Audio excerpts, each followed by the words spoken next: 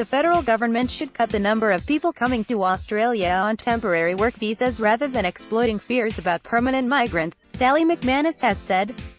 The Australian Council of Trade Unions secretary said on Sunday that Australia is shipping in exploitation, with 1 million workers on temporary visas, dwarfing the size of the 190,000 cap on permanent migrants, which is the subject of intense debate in the coalition.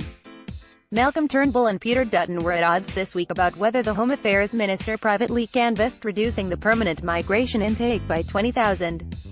The Turnbull government kept the 190,000 cap, but Australia is on track for an intake of between 160,000 and 170,000 people in 2017-18.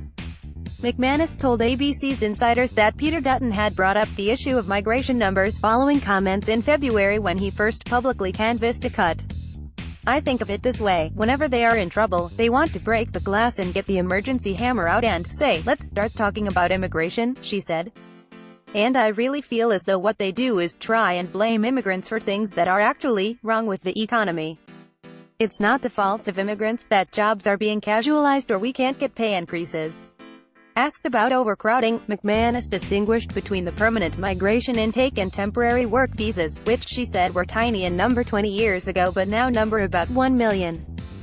"We are shipping in exploitation and it is taking away jobs for local people, so if we wanted to do something about this issue, Peter Dutton could do something about that now, and we should move away from this temporary idea of having guest workers and instead move to ensure we maintain a proper permanent migration system." Peter Dutton is an honourable man, and the last thing that he would do is sit down with a colleague and plot stuff.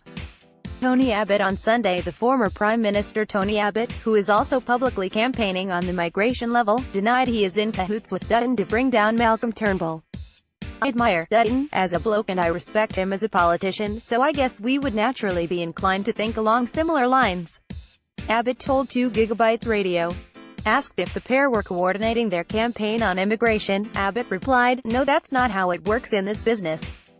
Peter is an honourable man and the last thing that he would do is sit down with a colleague and plot stuff." Earlier, McManus also spoofed the union movement's demands as part of its Change the Rules campaign, including calls to boost wages growth by improving bargaining laws by allowing workers to strike for industry-wide agreements. Employers reacted furiously to those demands this week, warning it is a recipe for them to make unreasonable claims and cripple whole industries. McManus said profits were up 21% last year, but wages only went up 2%, so something was seriously wrong with the industrial relations system. The ACTU secretary said in industries such as childcare, where as few as 5 people might work in one workplace, it was inappropriate to limit bargaining to individual enterprises. McManus also called for the Fair Work Commission to regain the power to make decisions, suggesting the ACTU favors some form of arbitration for major disputes. Labour has supported FWC regaining power to arbitrate intractable disputes. Asked about employers' warnings of a return to 1970s levels of strikes, McManus said even if workers do not go on strike, merely having the option would make bargaining fairer. "At the moment we do have an option called low-paid bargaining, but you've got to give up the right to ever take any industrial action of any type, so because of that employers can think, well, we can just keep saying no so we know we will get the outcome we want," she said. That system hasn't worked. McManus suggested 1970s levels of strike action were unlikely because union density was 50% at the time but only 15% now. Industrial action is at historic lows in Australia and wages have stagnated. Figures released in August show in the past year wages grew by a record low of 1.9%.